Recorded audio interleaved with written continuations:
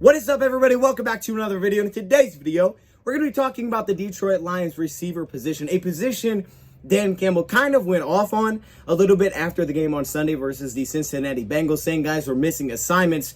And there's also been some rumors put out in the last 24 hours. The Detroit Lions reportedly have been reaching out to a few teams looking to acquire some receiver help because they need it. So let's get it started. Way up, we're going to bite a kneecap off, and we're going to stand up, and then it's going to take 2 more shots to knock us down. And on the way up, we're going to take your other kneecap, and we're going to get up, and then it's going to take 3 shots to get us down. And when we do, we're going to take another hunk out of you. Before long, we're going to be the last one standing. Welcome everybody to another video. Glad you guys are here, and we're here to talk about this receiver unit a little bit. I was probably going to do a video on this anyway, but these rumors started coming out, so I was like, man, let's just build on top of it. Let's just put it all together, and let's talk about this receiver unit and why the Lions need to add some help there. We probably will do a video, maybe even a live stream, like we did, I think, last week, looking at the All-22. I have it right now. I watched it all. You know, I got notes from every single play in that game, so we may dive into it. I mean, there were some good things in there. Obviously, offensively, there wasn't a ton of good things, but defensively, there was some good, like Jerry Jacobs, man. Every time I watch him, I'm just more and more impressed about where he's already at. I mean, you look at week 1, well, for him, week 1 against the Vikings, and then this week against the Bengals, man, there's so much to like about what Jerry Jacobs could become for the Detroit Lions going forward. I'm super excited about that, guy. So there is some good that we could look out there. I know that's off topic, but anyways, I just wanted to point it out. But we got to talk about this receiver position a little bit because, like I said, Dan Campbell kind of went off on this a little bit after the game. He was asked a lot of questions about Jared Goff, and he was kind of like, look, all right, it's not all on one guy. A collective effort, because it really is. And I think the All-22 shows it perfectly. It's definitely a collective effort. We got issues everywhere. There's a couple of passes where I'm saying, man, Goff, this one needs to be more accurate. Or man, maybe just be a little bit more aggressive. Maybe take this shot. You know, force this one in there. There was one specifically that I remember. He took that sack where Hockenson was beat by Trey Hendrickson. We crossed the 50. It's the same skinny post route that Hodge ran the week before, where he had the quick play action, turn, fire it, and it was Hodge. It was like quick post, put us at the 50. This is the exact same play that we ran here. This time, quick play action. I think it was Allison, and he doesn't throw it. Now, they're in zone coverage, so you can see that the defender has his eyes right on Goff, but I still feel like maybe he could have squeezed this in here. He held it back, and he went to his second read, and he ultimately got sacked. He wasn't able to get really past the first read because of the matchup that they had over there on the bottom. And then the next play was the St. Brown pick. It was like a couple of those, but man, just be maybe more aggressive here. Then you look at the O-line, and this has been the case for weeks now. The O-line has just not been that good in pass protection. Last week, Nelson really struggled, run blocking and pass protection. Evan Brown wasn't great run blocking either. You know, we still have our issues in pass pro where we can't consistently get that much time. That's why coming into the week, Anthony was like, hey, we got to have better protection plans. And we saw it. The Lions tried to chip running backs, tight ends. They tried different things to try and, protect a little bit for this offense. Schematically, they ran a lot of screens, receiver screens, missed blocks, no flags, things killed us. Those also throw into the mix. And then, of course, the receiver position is also a part of this. Guys maybe just not getting open. Or like Dan Campbell said, MAing, which means missing assignments. And I really wanted to look at this All-22 because when he said that, you can't see it from the broadcast view. You can't even really tell when you're watching it live.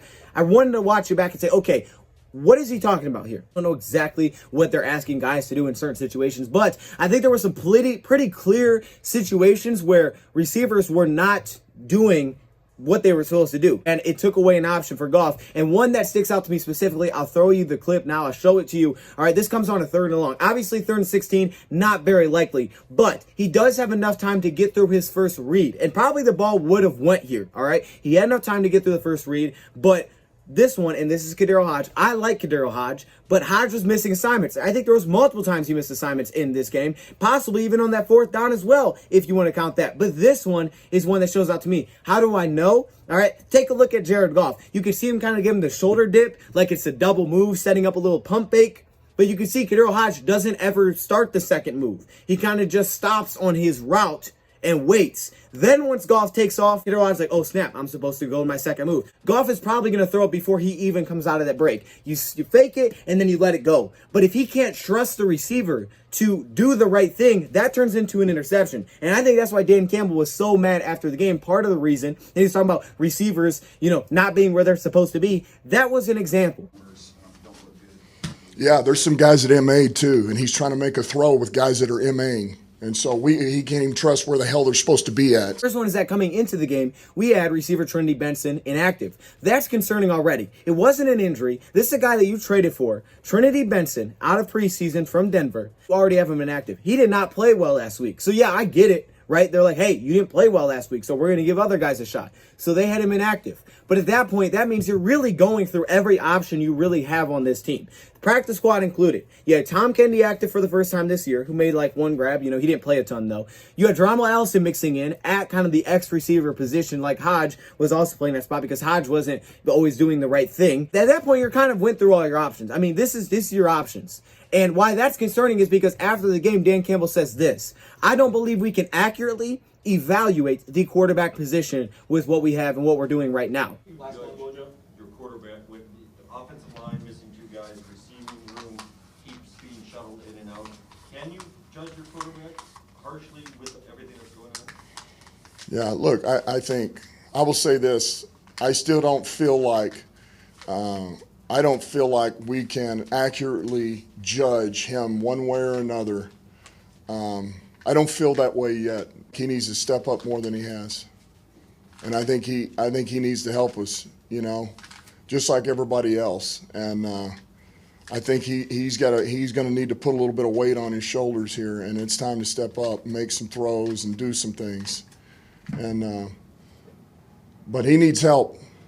He needs help. If you don't feel like as a coach you can accurately evaluate how well your quarterback's playing or what he's doing, that's a big problem that must be addressed, because you can't go through the season saying, hey, we never could accurately evaluate our quarterback. So what was this season for? What did you learn from the season? I don't know. I don't know what we have at quarterback. That needs to be addressed. The Lions can't go through this year and say, we don't know what we have at quarterback because the support was that bad. That's a problem. All right. Now, part of it has been O-line. And I think at this point, Taylor Decker, I believe, comes back this week. There was a chance he played last week. They left the spot open. It didn't happen. So we have Matt Nelson, and he didn't play well. But I do believe Taylor Decker can come back this week. So at this point, I don't know if it actually makes sense to go make a trade or something for a tackle, because I don't know where he'd even be. If Decker comes back, he might be a backup, but do you trade for a backup? Maybe you can go sign a different tackle. I don't know. I think at this point, you kind of just are where you are with tackle. And if Decker can come back, like I said many times, I think it makes a huge difference. And I actually think it helps Penei Sewell moving to right tackle to know that we can just throw help on his side and Decker can hold down his own. We can put a tight end on his side constantly. We don't have to worry about both tackle positions. Plus, I think this could help out Jonah Jackson. He would be the leader of the O-line, like we talked about last week, that we don't really have right now with Frank also out. Well, notes I took away from the All-22 is, first off, Khalif Raymond. I like Khalif Raymond. All right, he's still a good playmaker. He's shifty. But there are some times, man, where he's out there and he can get bumped on routes. He can get thrown off of routes. Some of them should be holding calls because he is so shifty, but they're not calling him. Right? They're not calling those things. This is the Lions' fault that, oh, your receivers aren't here. Coming into the year, I didn't dislike the Lions receiver room. Obviously, the national media thought, hey, this is terrible. But we never really got to see this receiver room. I mean, first off, Tyrell Williams gets injured in the first game, right? He goes down against San Fran, and he has that big slant catch. He goes down to that game. We haven't seen him since. And Dan Campbell said this last week. He's still a ways away. How far is he? I don't know. But if he's more than just this week away, I mean, you got to do something. Quintez Cephas goes down last week, who kind of became your number one. He started to fit that spot. So now you're missing that guy. And Perriman. Now, I know Perriman never made the team. But coming into the year, I think a lot of us thought he'd be the 2. I thought he'd be the 2. I thought he'd play the X role, and that's what he would be. But he had a rough preseason. He got cut. He didn't make it. So kind of you're down like your top 3 guys. That was one of the Lions' most expensive signings. They didn't make a lot of expensive signings. Those were basically your top 3 receivers, and they're all now gone. Right? So you have your top 3 receivers out. Your O-line's not playing well. Assuming you Decker back, you can't just sit back and do nothing. You have to make a change. Schematically, changes will be made, right? But personnel, things are going to have to be made as well. That Benson was inactive last week because he didn't play well the week before. So can you really trust him right now? Can you trust Hodge playing a big role if he's missing assignments? He hasn't been here all offseason. He hasn't really played maybe a ton in practice because Cephas has had that spot over him. But that's still something, that's just an issue. You can't really trust that going forward. The 2 reasons I say, okay, well, why trade for him, right? Well, first off, of course, you got to be able to evaluate Goff. And if you don't feel like you fairly can, you got to make a change so that you can evaluate Goff.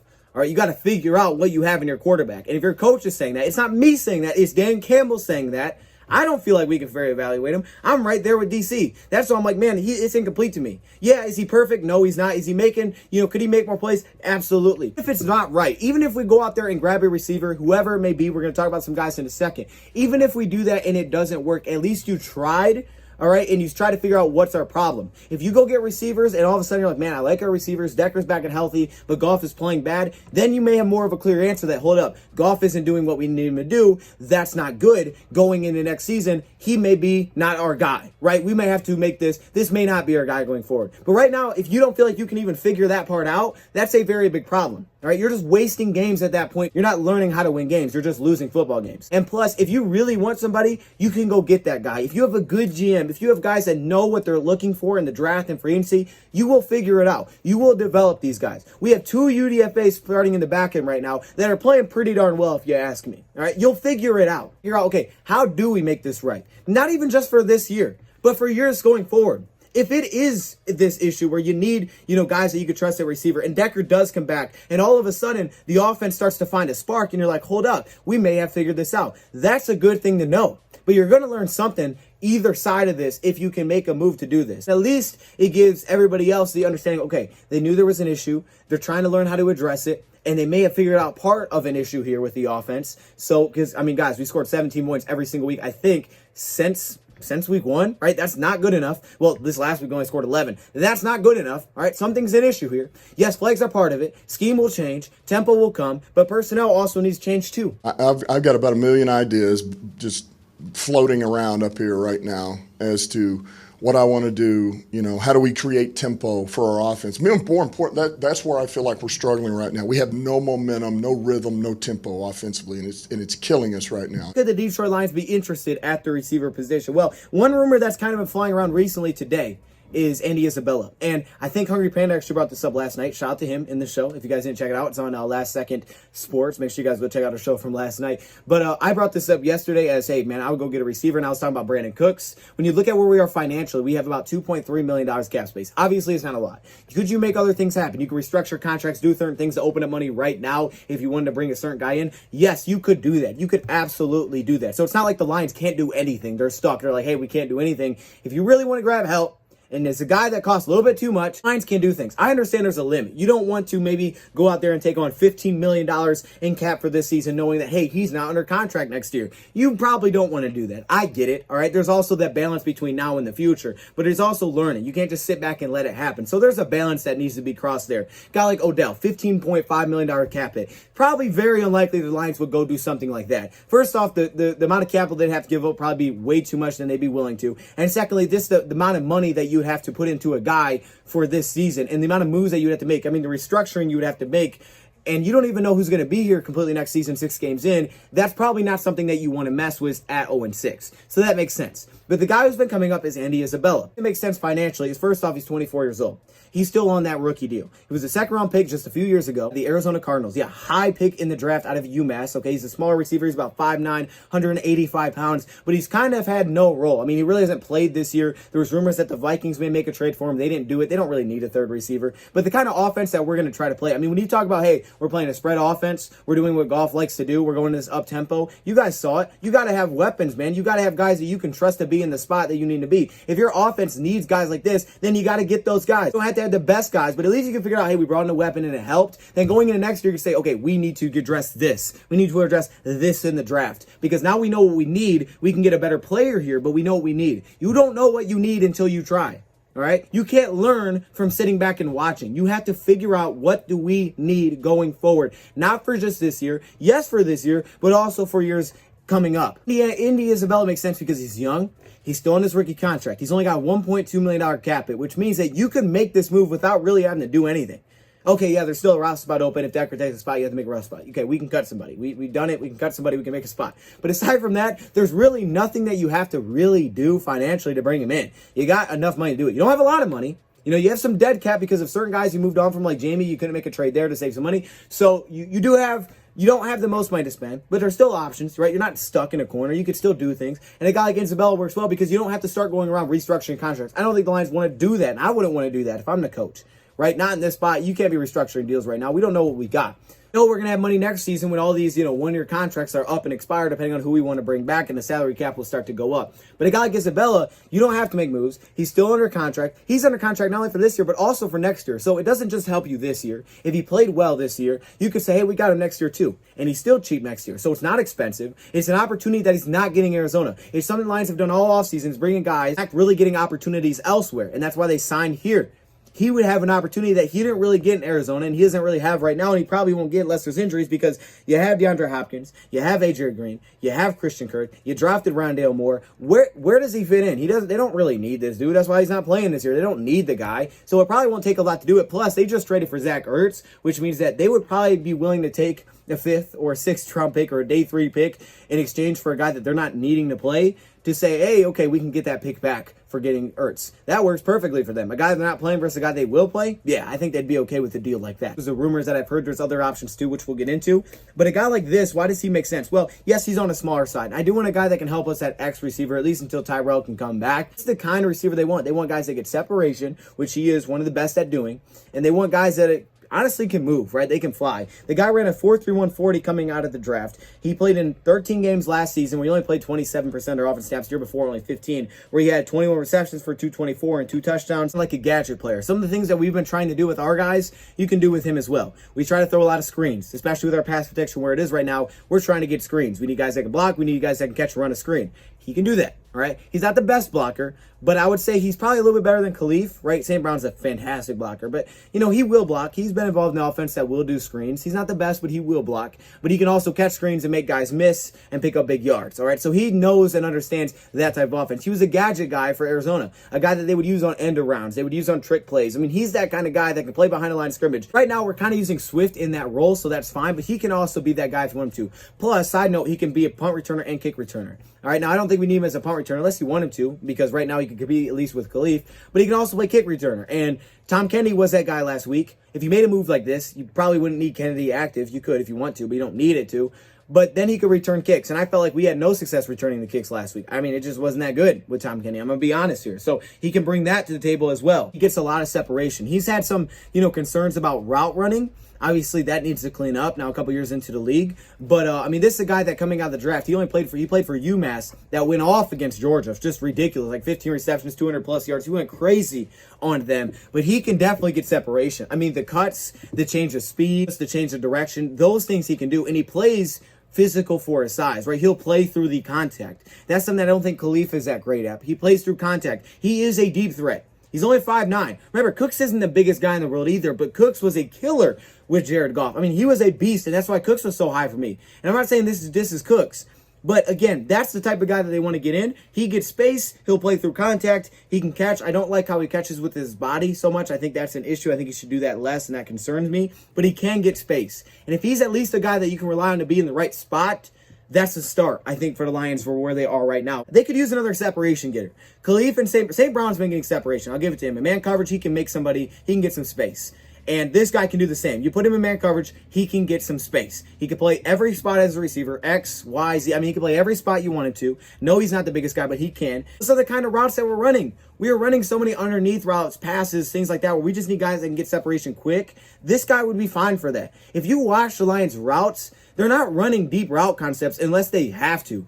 One of the big reasons is they can't protect long enough to do it. So if their style is going to be up-tempo, quick underneath routes, and if you watch the Lions short drive where they came out of the half and said, let's go up-tempo, and they hit hot twice, those are the kind of routes that everybody's running. Short hitches, curls, slants, things like this where they can get quick space, quick separation. It's a quick hitter for Goff. It's timing, and they can move. If comes back and it gets better, then, maybe you change it up a little bit. This guy can be a deep threat, though. His catch radius wouldn't be huge because of his size, and that's fine. He's definitely an option. A couple of other guys that have came out, I said Brandon Cooks because, he's like $5.5 million in cap hit. He is under contract next year, but his contract goes way up, so you'd really kind of be locked into him, right? Where you had to be like, okay, yeah, we really like this guy. We're kind of locked into him. But you would also have to make some moves to make it happen, okay? Maybe not a ton, but you have to do a couple things to make it happen. I don't know if Lions would do that much. Plus, Cooks, he would probably have a way higher asking price than what a guy like Isabella would. Like I said, I don't think the asking price would be high at all. There's other options, too. I mean, you have, Auden Tate, who played against us this past week. Big receiver, hasn't played that much. I mean, he only had one reception against us, but he's big, he's physical. Maybe you go look at a guy like that. Maybe a Michael Gallup, right? There's not a ton of free agent options out there right now for the Detroit Lions. But I do like the idea of this Andy Isabella, right? This is a guy that, for what we're trying to do, it's not just about, okay, what does it look like on paper? It's what are the Lions asking their guys to do? What do they need? They need guys that will run their assignments. They need guys that will get space, and they need guys that Goff can trust, okay? And what do they look for in terms of ability? They look for speed, they want separators, and they want guys that will block and can play screens, all right? He can do all of those things. This is an opportunity for him here that's cheap. You can probably get him for way cheaper than what he came in out of the draft, and he's locked up through 2022 if you like him. If you don't, you can move on. But if you do, you can keep him around for next year, and he could be a future piece for you because he's that young. He's just lacking an opportunity right now. The idea makes tons of sense to me. The Lions clearly don't want to give up a ton, but you have to do something. The Lions do have some capital. I mean, they got 2 first-round picks. They have a second-round pick. They have 1 third-round pick, plus they're projected to get a comp third-round pick. So they technically we're going to have probably 2 third-round picks. Their 4th-round pick is gone. That one went to Cleveland because they made that trade to go up and get Derek Barnes. Okay, so that one's not there. Round 5, one of your round 5 pick went to Trinity Benson to make that trade, and then obviously you got a 6 back, and I think you got a 6 for 2023. Is that right? I mean, this doesn't have to be a pick from this year's draft. It could be an upcoming draft down the road as well. But you do have a 5th-round pick that you're projected to get back in comp picks again, and you have a round 6 pick right now you're currently holding to. You're projected to get a 6th round comp pick, so that'll give you 2 6th-round picks. You have a round 7 pick that you got from the New England Patriots when you made the trade and you gave them Michael Jackson, the cornerback, remember, and of course you have picks past that as well. But you have capital, but you got to do something. I'm not saying go crazy and go give up a 1st-round pick. Stuff like that could be wild. Derek comes back is huge, but if you're not trusting your receivers, that's an issue. You have to be able to trust your receivers. And right now, they don't feel like they can. But they also don't have anywhere else to go. They went through Geronimo. They went through Kennedy. What else do you have? You don't have any other options. This is what you have in-house. So something needs to be brought in outside of house. Maybe that's free agent. Maybe that's a trade. Something's got to be done, and I think it will be done. Let me know your thoughts in the comments below. Thank you for watching. We'll probably get to the All-22 soon, and I'm out.